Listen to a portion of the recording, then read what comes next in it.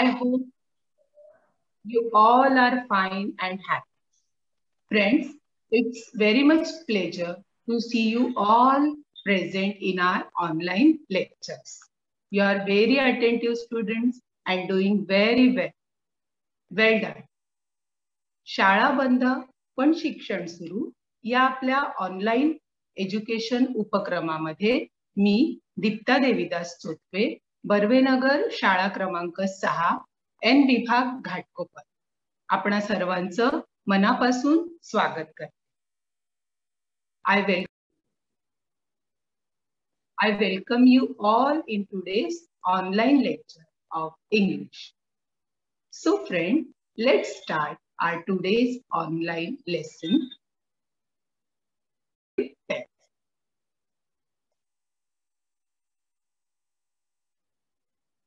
Today is 31st July 2021, Saturday. Friends, let's start our day with a beautiful thought. See on the screen, there is one picture and one thought is there. Service to man is service to God. काय होतो बाळांनो याचा अर्थ?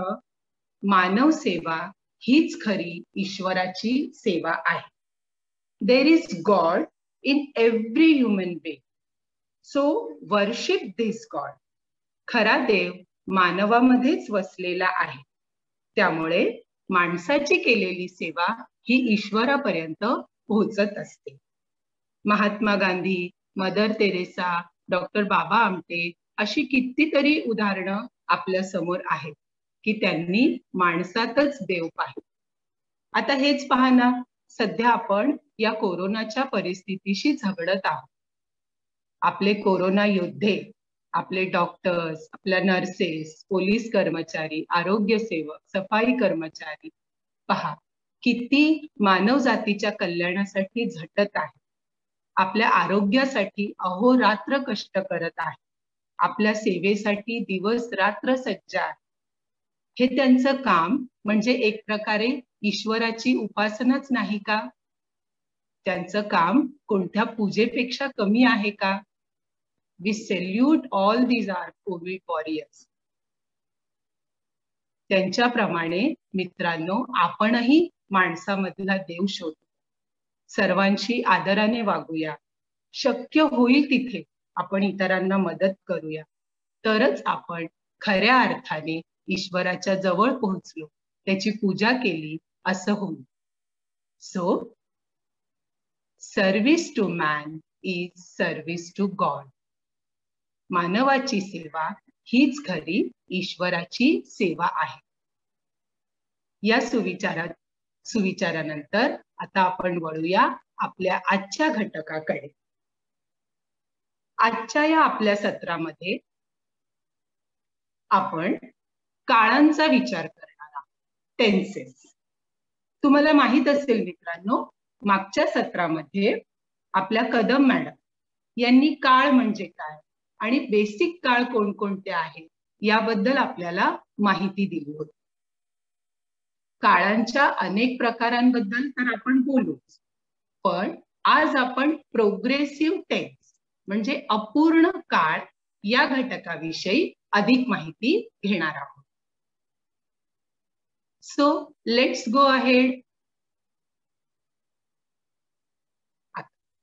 काळांचा अभ्यास आपण का करायचा, त्यातून आपल्याला काय काय समजतं याच्याबद्दल थोडंसं बोलू.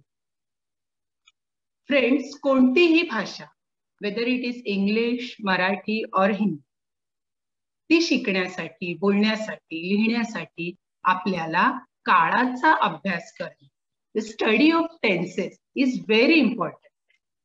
आपण आपल्या सर्व कृती वर्तमान काळातच करत असतो, वर्तमान काळात जगत असतो, परंतु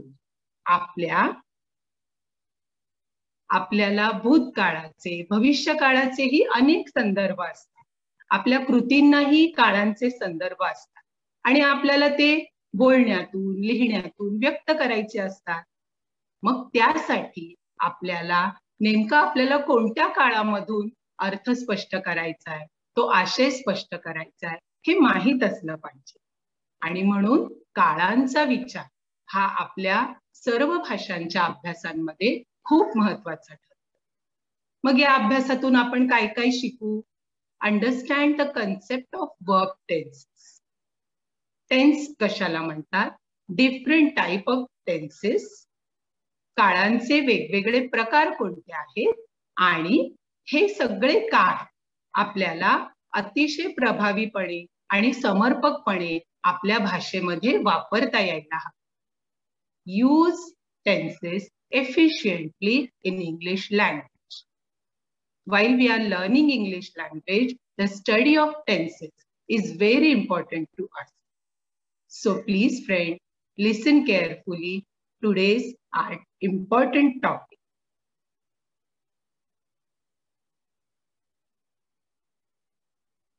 आज आपण प्रोग्रेसिव्ह कंटिन्युअस टेन्स, प्रोग्रेसिव्हलाच बाळांनो कंटिन्युअस टेन्स असं पण म्हणतात.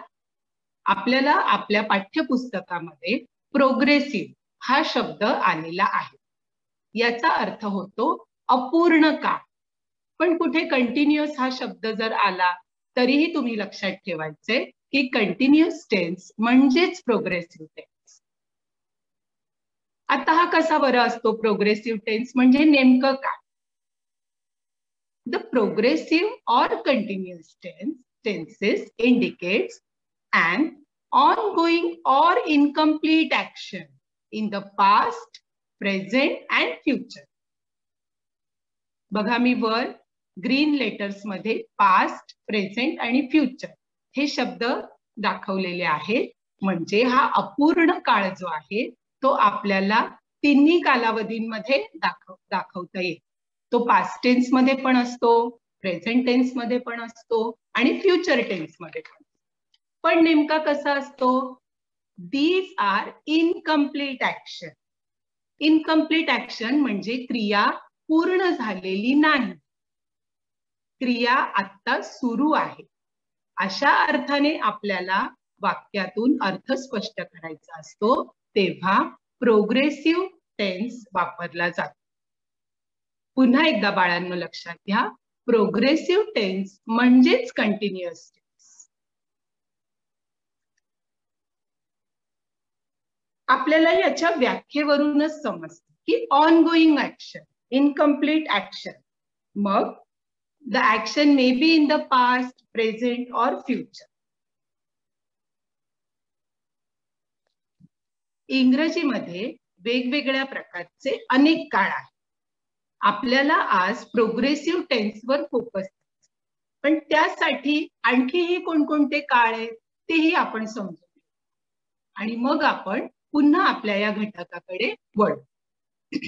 काळांचा अभ्यास समजून घेण्यासाठी वेगवेगळे काळ आणि ते काळ तयार होत असतात आपल्याला टू बी या सहाय्यकारी क्रियापदाची, या हेल्पिंग वर्ब्सची कोणकोणती रूपं वापरावी लागतात हे दोन्ही विचार अतिशय महत्वाचे आहेत. या दोन अंगांनी सुद्धा आपण काळांचा विचार करू. तर एकदा आपण पूर्ण आपल्याला जे जे काळ अभ्यासायचे आहेत त्याचा एक ओव्हरऑल व्ह्यू घेऊया की इंग्लिश मध्ये नेमके कोणते कोणते काळ आपल्याला अभ्यासायचे असतात.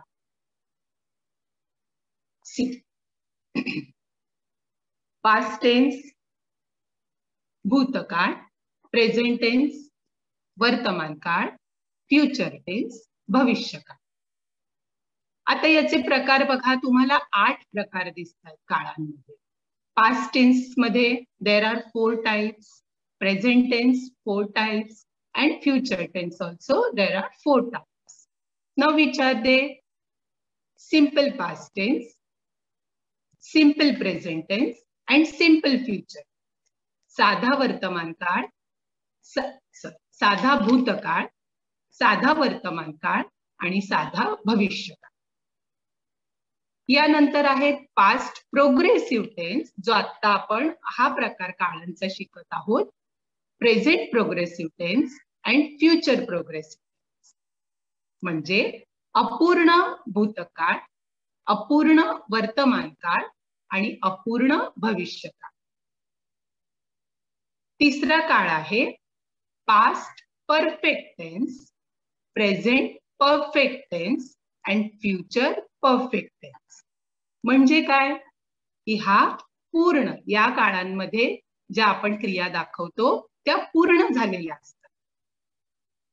पूर्ण भूतकाळ, पूर्ण वर्तमान काळ आणि पूर्ण भविष्यकाळ.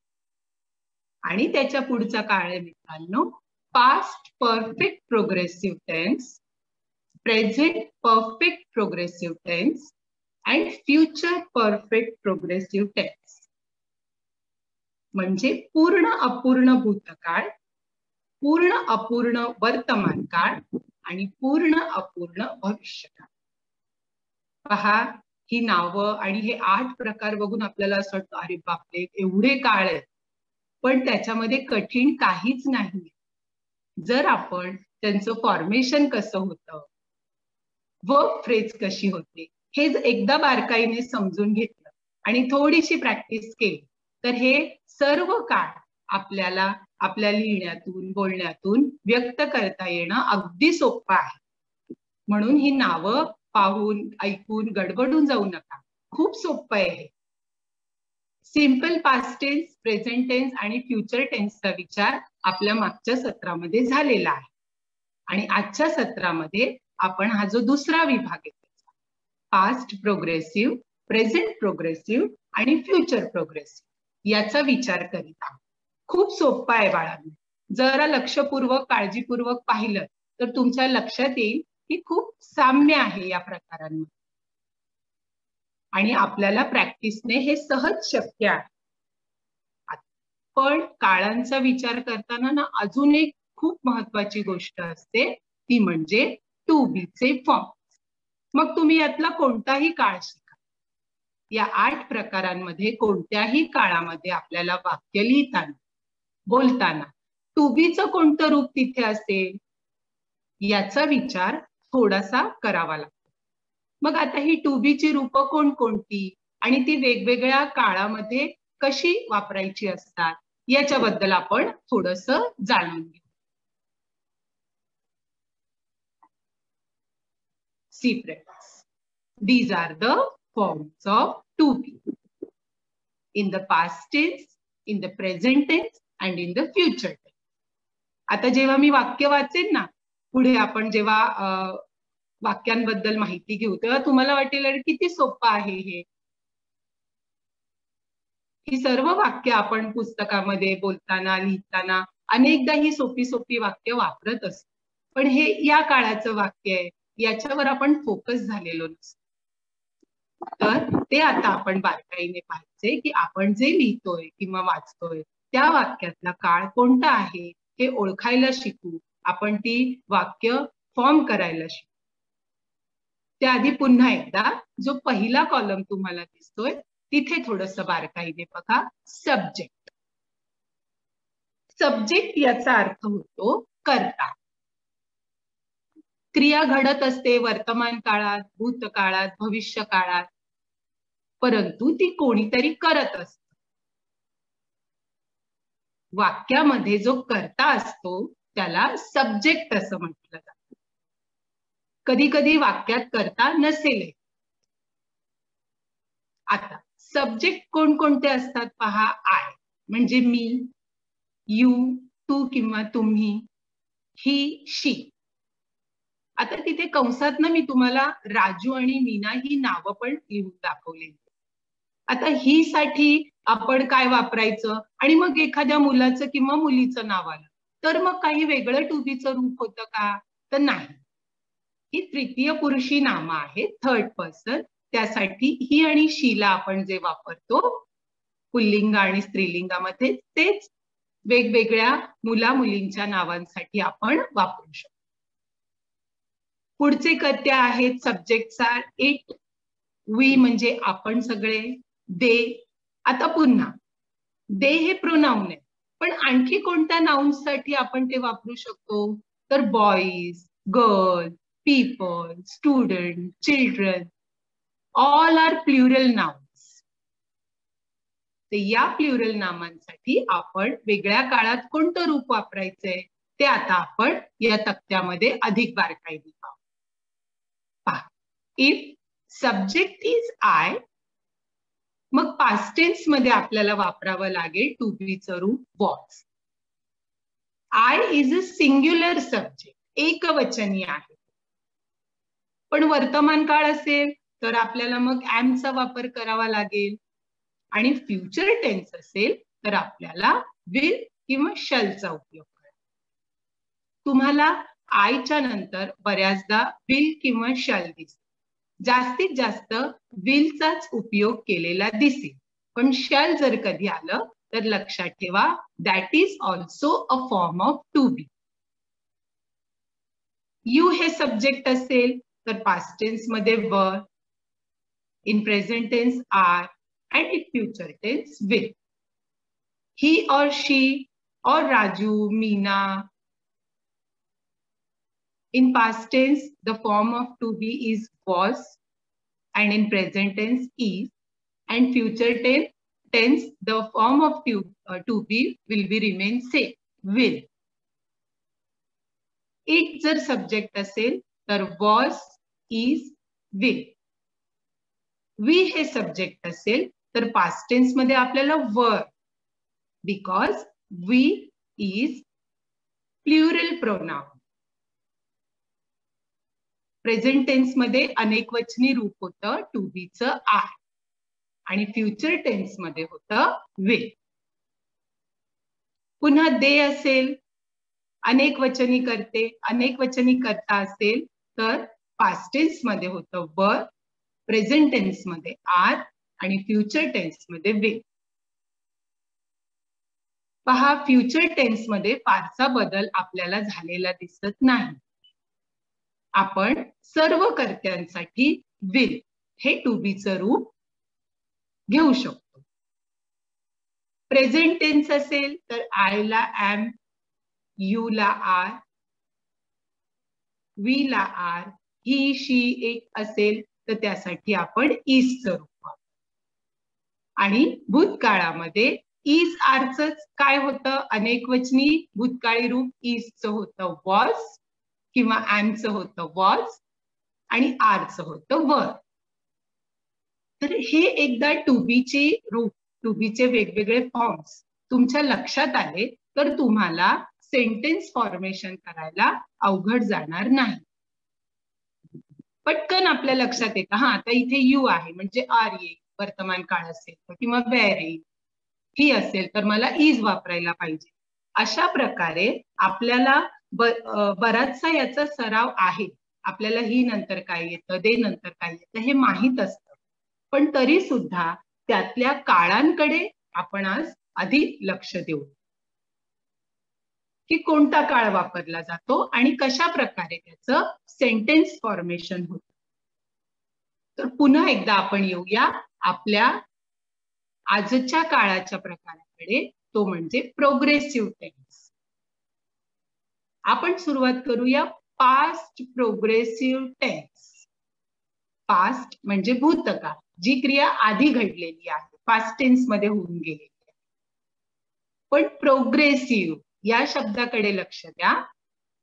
प्रोग्रेसिव्ह असं आपण जेव्हा म्हणतो तेव्हा आपल्याला लक्षात यायला पाहिजे की ही इनकम्प्लीट ऍक्शन आहे. पण कुठली, तर भूतकाळातली. The past progressive tense indicates an action that was going in the past. भूतकाळात एखादी क्रिया घडत आहे, ती पूर्ण झालेली नाही, ती सुरू आहे.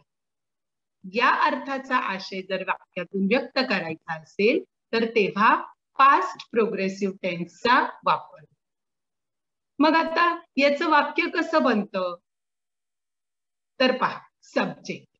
आता मी तुम्हाला मागच्या स्लाइड मध्ये जो तक्ता दाखवला, तर करता, त्यानंतर वॉज किंवा वरचं रूप येईल. If the subject is singular then the form of to be is was, and if the subject is plural then the form of to be is were. एकवचनी कर्त्यांसाठी was आणि अनेकवचनी कर्त्यासाठी were. वॉज वर हे आलं की आपल्या लक्षात यायला पाहिजे की इथे आता पास्ट टेन्स झालेला आहे. पण क्रिया सुरू आहे हे आपण कशाने दाखवणार? तर आयएनजी वर्ब. आता आयएनजी वर्ब म्हणजे काय? आपण बोलताना लिहिताना अनेक प्रकारचे वर्ब्स वापरतो, क्रियापद. तर क्रियापदाचं जे मूळ रूप आहे, उदाहरणार्थ खाली बघा जम्प, मग त्याला मी प्रत्यय लावला आयएनजी आणि मग माझं प्रोग्रेसिव्ह टेन्स मधलं रूप तयार झालं जम्पिंग. जर मी टॉक हे क्रियापद घेतलं तर root verb is talk plus ING talking. Write writing, go going, eat eating. या पद्धतीने मूळ क्रियापदाला आयएनजी प्रत्यय लागून आपल्याला प्रोग्रेसिव्ह टेन्स मधलं जे वर्ब फ्रेज आहे ती मिळते. मग आता वाक्य बघा आपण वरील नियमानुसार आहे का? Subject is I,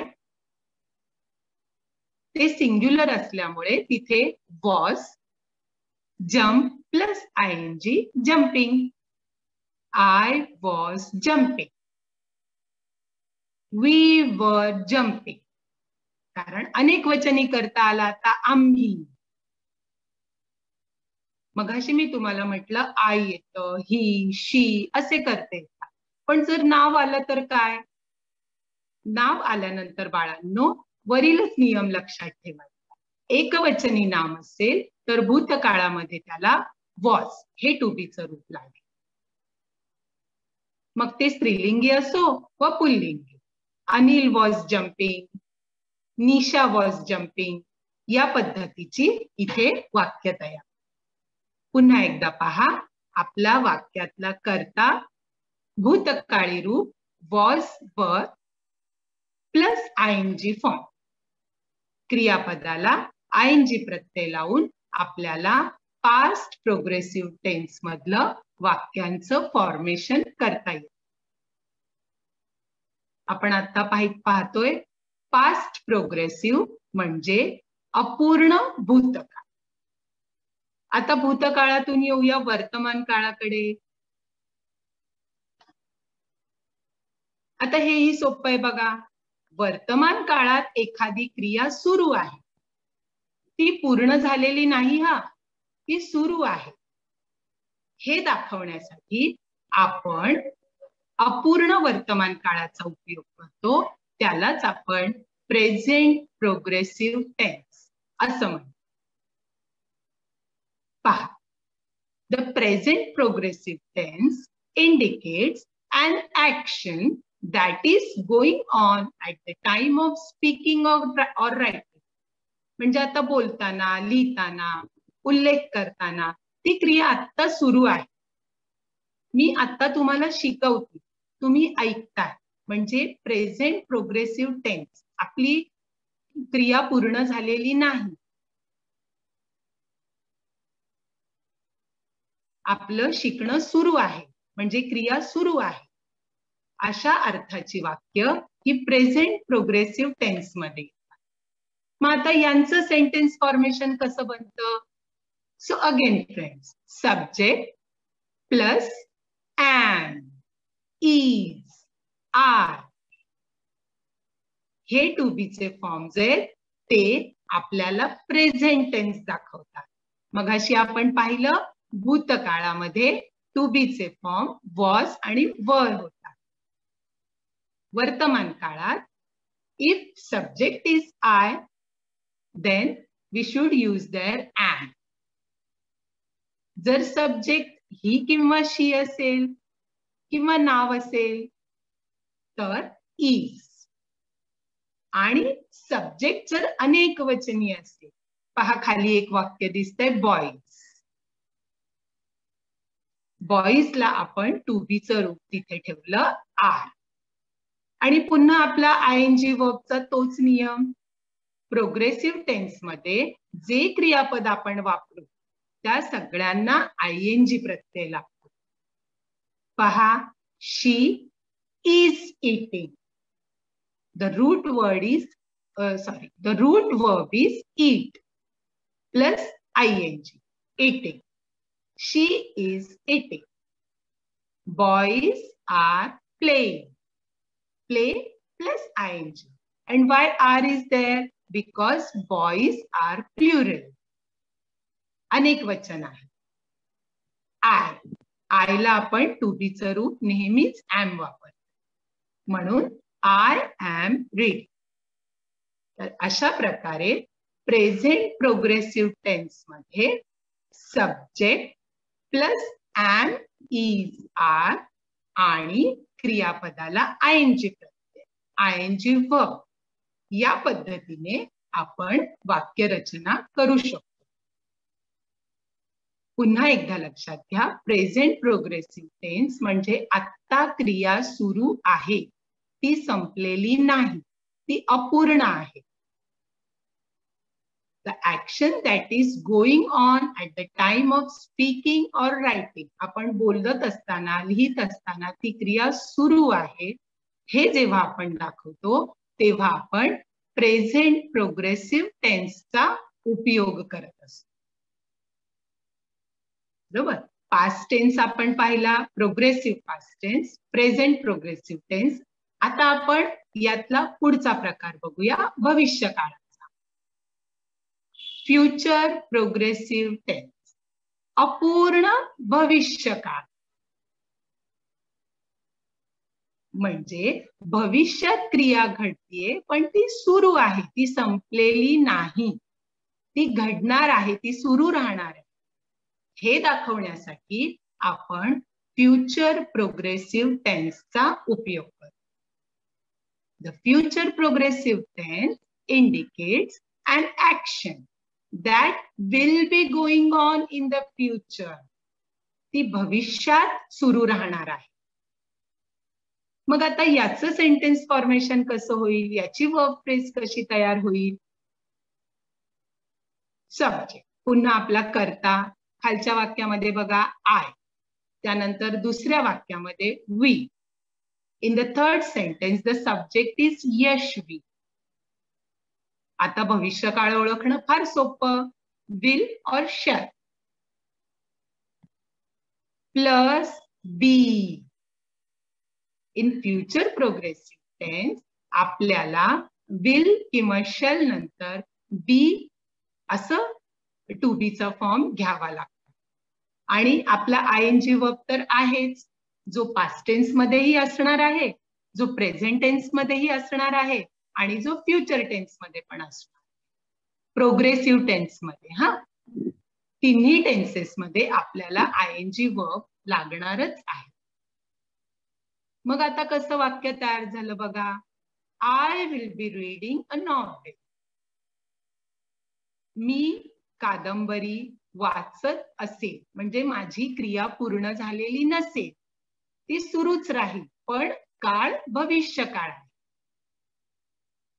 We will be playing football in the garden. आम्ही गार्डन मध्ये फुटबॉल खेळत असू. खेळण्याची क्रिया आमची सुरू राहणार आहे भविष्यामध्ये. Yashvi will be going to the market. Yashvi मार्केटला जात असेल.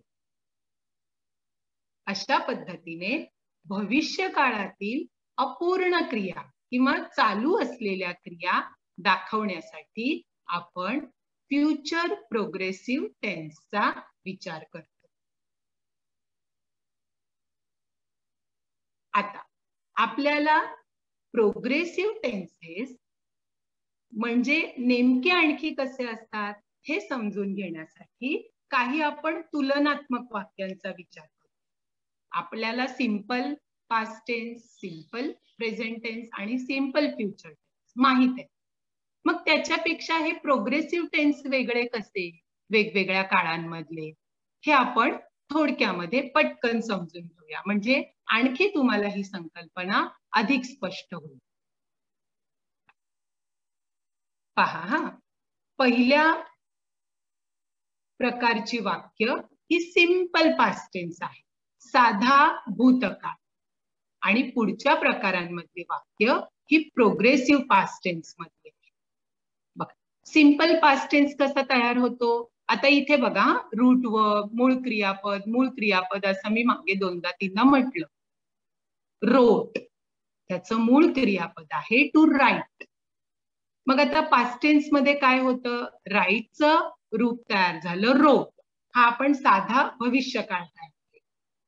गोचं तयार झालं वेंट, प्लेचं प्ले.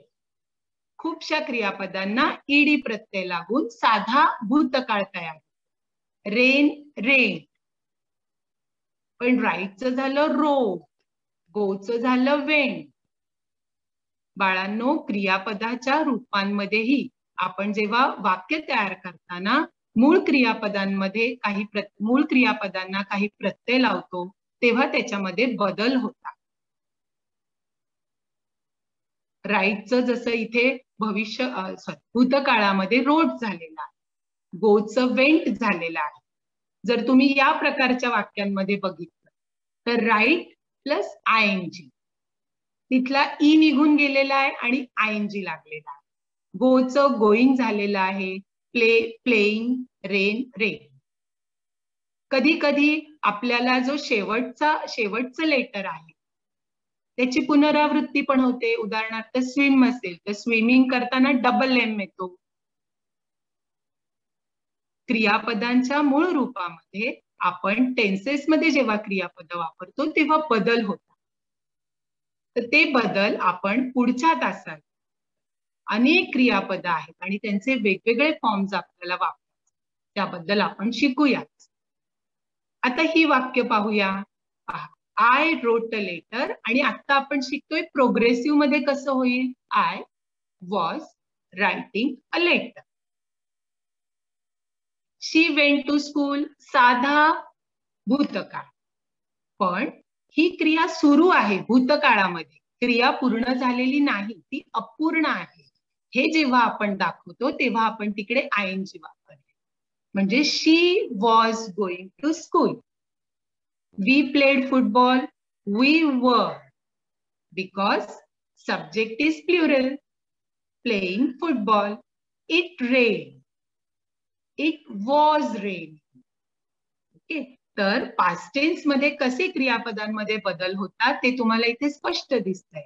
पण प्रोग्रेसिव्ह टेन्स करताना आपण आयएनजी वापरूनच क्रियापदाचं रूप तयार करतो. तसंच सिंपल प्रेझेंट टेन्स आणि प्रेझेंट प्रोग्रेसिव्ह मध्ये होतं. साध्या वर्तमान काळात क्रियापदाचं रूप आपण राईट असं वापरतो, पण प्रोग्रेसिव्ह करताना पुन्हा रायटिंग. इथे गोज हा साधा वर्तमान काळात ईएस प्रत्यय लागून गोज तयार झाले, पण प्रोग्रेसिव्ह मध्ये पुन्हा going, go plus ING. Play, we play cricket, we are playing cricket.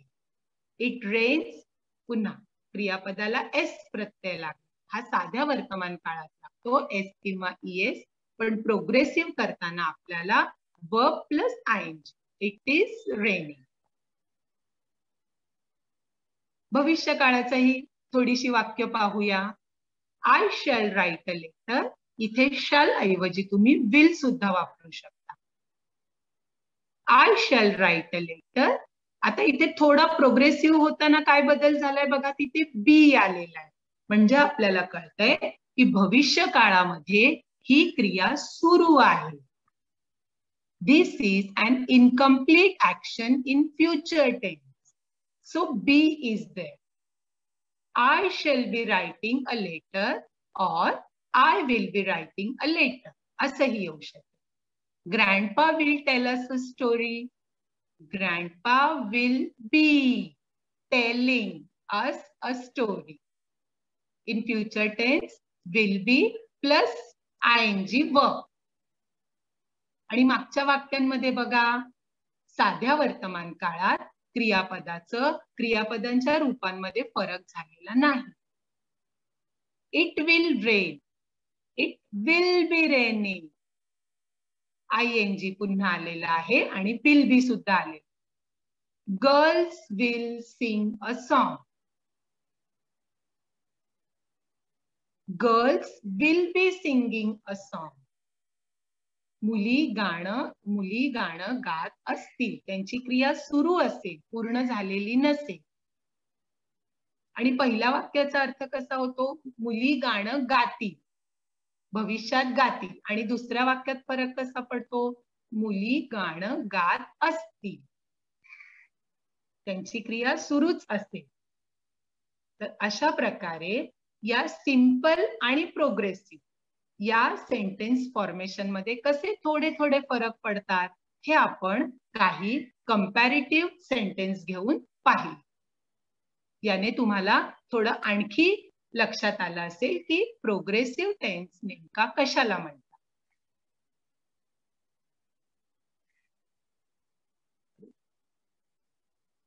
तर past progressive tense, present progressive tense आणि फ्युचर प्रोग्रेसिव्ह टेन्स या 3 प्रोग्रेसिव्ह टेन्सेस बद्दल आपण शिकलो.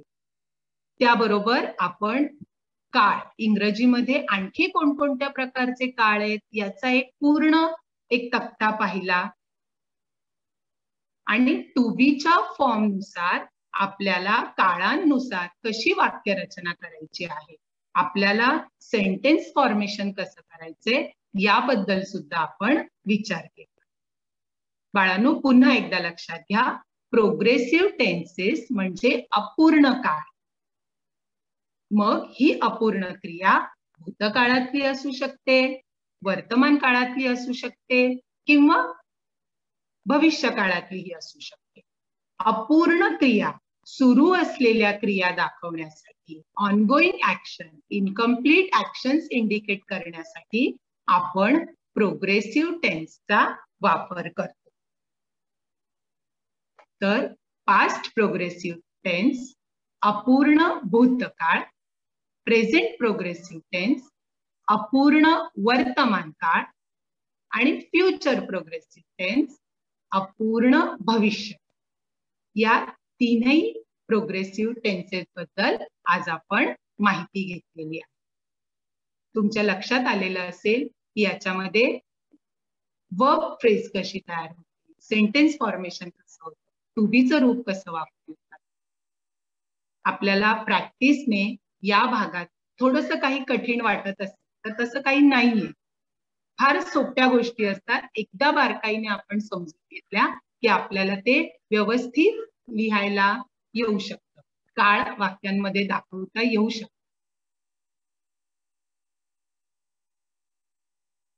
ठीक आहे. तर आता इतका वेळ आपण प्रोग्रेसिव्ह टेन्सेस बद्दल बोललो, वेगवेगळ्या काळांमधल्या त्यातील सेंटेन्स फॉर्मेशन बद्दल बोललो.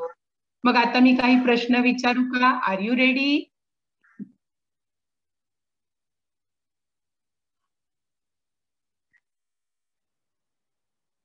Yes, teacher. Are you ready?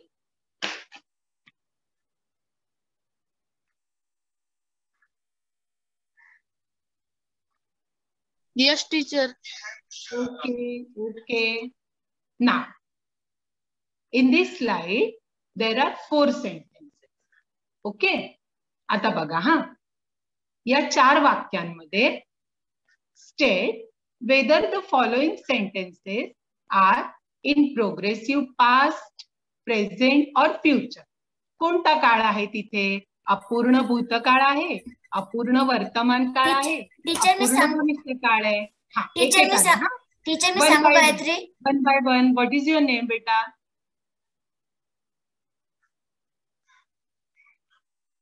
Hello teacher, my name is Gayatri. Yes, Gayatri, please read the first sentence. Madhu was driving a car. Okay, Madhu. Madhu was driving a car. Yes. Can you guess, Gayatri? It's a progressive past tense. Okay, very good, very good. आणि गायत्री सांगशील का हा progressive past tense आहे? Why? Teacher, कारण त्याच्यामध्ये was आला. Very good, beta. Good. Now second. Who will read the second sentence?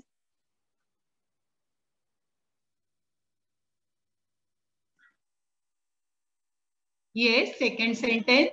Teacher, me वाचू Aarush? Yes. Arush, please go ahead. Okay. I shall be traveling. Okay. Progressive future tense. का?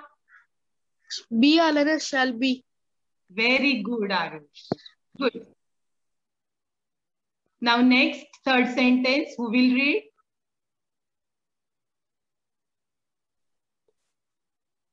Teacher, हा वाच बेटा. Geeta is climbing on the tree. Yes. Teacher, processing present.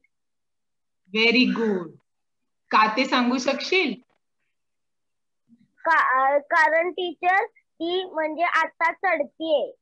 बरोबर. आणि ते आपल्याला समजतं is. वर्तमान काळात क्रिया घडते ते इज वरून समजतं. Very good, very good. आणि last sentence. Teacher was looking at me. सांगा बरं. हा, teacher progressive tense. Repeat again बेटा.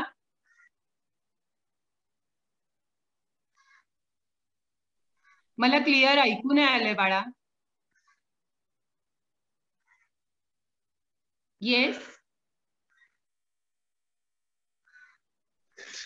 Teacher was looking at time. हा, at me. Progressive past.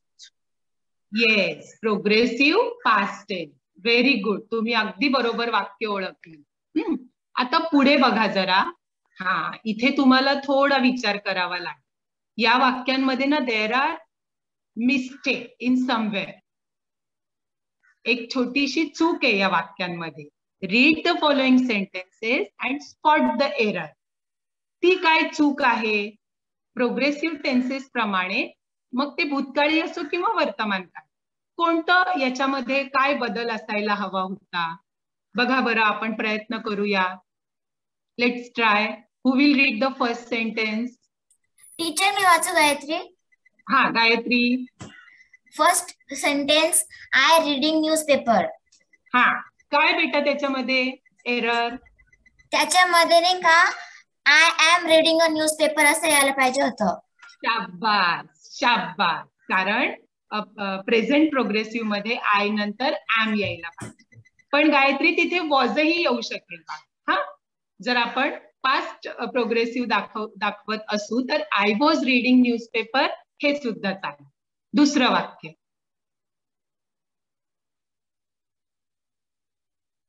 Teacher मी वाचू? हा. They are swimming in the pool now. हा, करेक्ट. स्विमिंग असं तिथे यायला पाहिजे. कारण प्रोग्रेसिव्ह टेन्सेस मध्ये आयएनजी वर्ब प्लस आयएनजी हे यायलाच हवं. आणि बघा, स्विमिंग असं रूप होताना डबल एम होईल. पुढचं वाक्य थोडं फास्ट. हा, पुढचं वाक्य.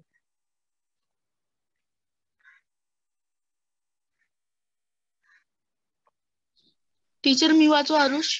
हा, yes Aarush, go ahead. You is speaking the truth. हा, so what is the error? इजच्या जागी आर यायला पाहिजे. शाबास, excellent. You are speaking the truth. Next sentence. Teacher she is working yesterday. Yes. Teacher she was working yesterday. शाबास बेटा. का तुला असं वाटलं तिकडे वॉज लिहायला पाहिजे? कारण Will का टीचर नको? yesterday म्हणजे काल. हा, म्हणजे शाबास. काल होऊन गेला, भूतकाळ. हा, भूतकाळ होऊन गेला पण भूतकाळात ती क्रिया सुरू आहे. Okay. Tomorrow my father was going to village. Now spot the error.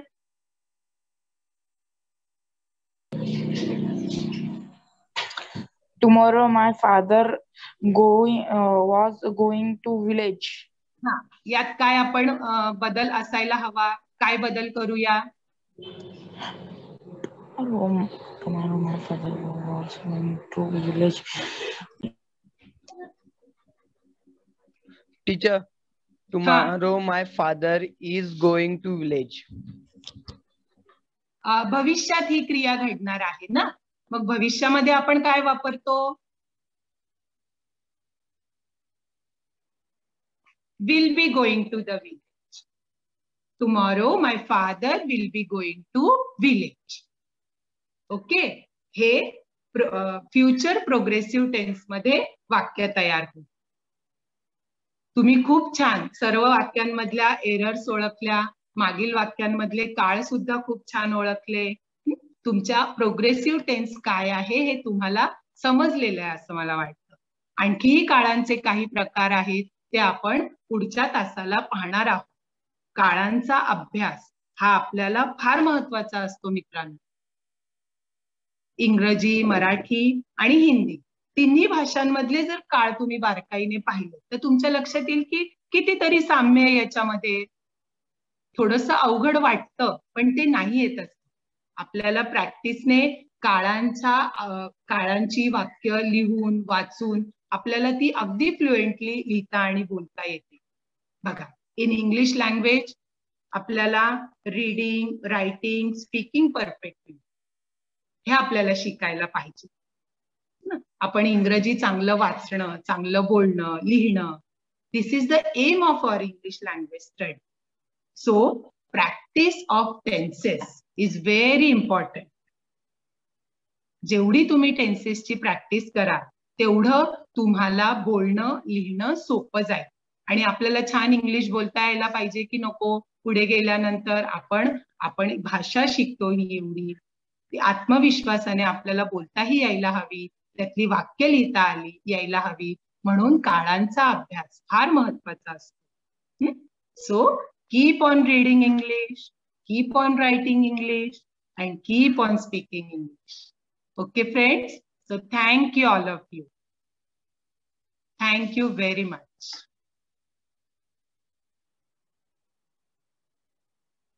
हा एक होमवर्क राहिलाय हा, त्याचा एक तेवढा स्क्रीनशॉट काढून घ्या तुम्ही. बघा याच्यामध्ये तुम्हाला खूप वाक्य बनवता येईल.